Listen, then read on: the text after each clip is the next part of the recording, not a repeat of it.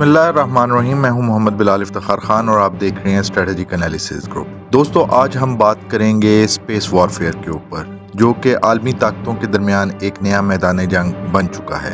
ये मैदान रवायती जंगी हथियारों से मुख्तलिफ है और ज़्यादातर मसनूई सैयारों, मौसलाती नेटवर्क और खलाई असासों पे मरकूज है। आलमी ताकतें जैसे चीन, अमरीका, रूस के दरमियान इस मैदान में तेज़ रफ्तार तरक्की और कंपटीशन जारी है। बात आगे बढ़ाने से पहले एक दफ़ा स्पेस वॉर की डेफिनेशन के ऊपर एक नज़र डालते हैं। स्पेस वॉर का मतलब खला में ऐसी सरगर्मियां हैं जिनका मकसद दुश्मन के खलाई निज़ाम या ज़मीन पर मौजूद खलाई इंफ्रास्ट्रक्चर को निशाना बनाना है। इसमें शामिल हैं एंटी सैटेलाइट हथियार, जिन्हें एसैट भी कहा जाता है, जो दुश्मन के मसनूई सैयारों को तबाह या गैर फाल करने की सलाहियत रखते हैं।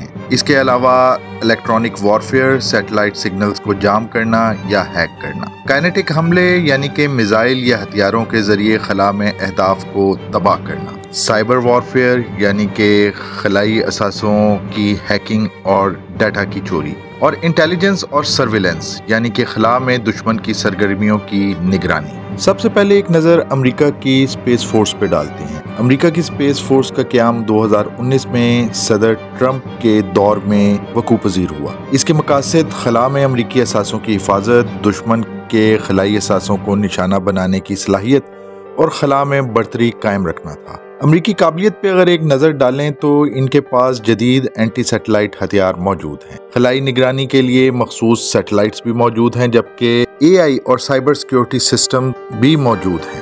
अमरीकी X-37B स्पेस प्लान ये एक जदीद खलाई जहाज़ है जो खुफिया मिशंस के लिए इस्तेमाल होता है, जैसा कि दुश्मन की सैटेलाइट्स की निगरानी और जदीद हथियारों की टेस्टिंग।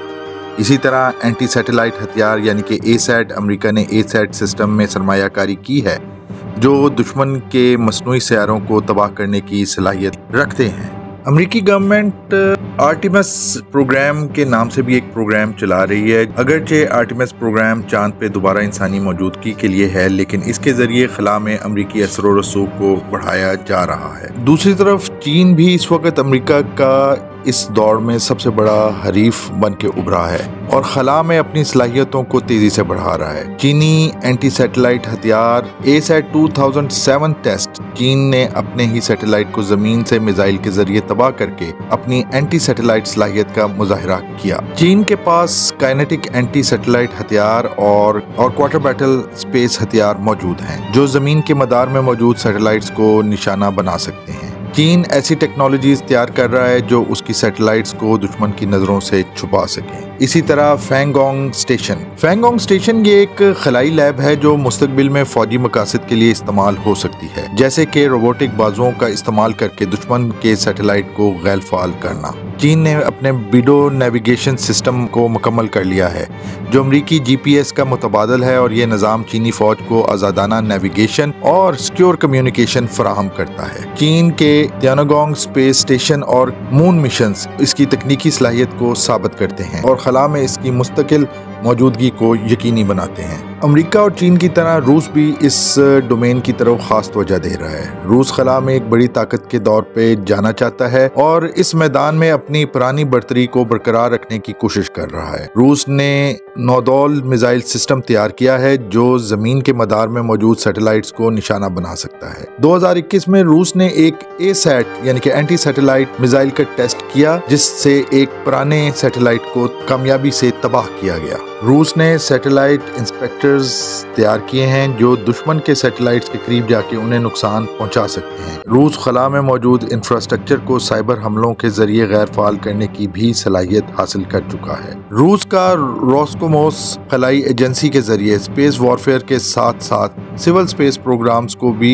फरोग दे रहा है। अब एक नजर डालते हैं स्पेस वॉरफेयर के चैलेंजेस और असरात। खला में हथियारों की मौजूदगी आलमी अमन के लिए एक बड़ा खतरा है। इसी तरीके से एसैट हथियारों के इस्तेमाल से खलाई मलबे में इजाफा हो रहा है, जो दीगर सैटेलाइट्स और खलाई मिशंस के लिए एक बड़ा खतरा बनता जा रहा है। स्पेस वॉरफेयर को कंट्रोल करने के लिए इस वक्त इंटरनेशनल लॉ के अंदर किसी किस्म का कोई लॉ मौजूद नहीं है, जिसकी वजह से हदूद अभी तक किसी किस्म की मुतय्यन नहीं हो सकी। अब एक नजर असरात पे डालते हैं।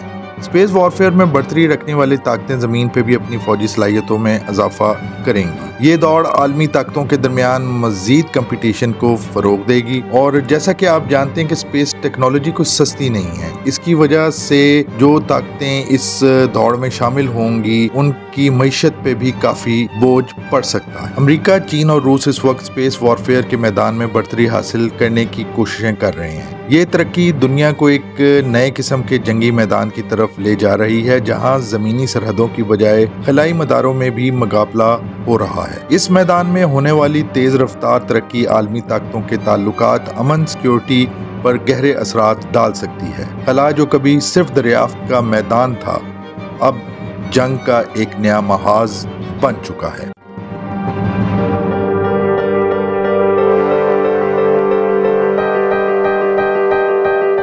अगर आपको हमारा काम पसंद आया है तो वीडियो को लाइक कीजिए, चैनल को सब्सक्राइब कीजिए, कमेंट करके अपना फीडबैक दीजिए और अपने दोस्तों के साथ वीडियो लिंक को शेयर कीजिए।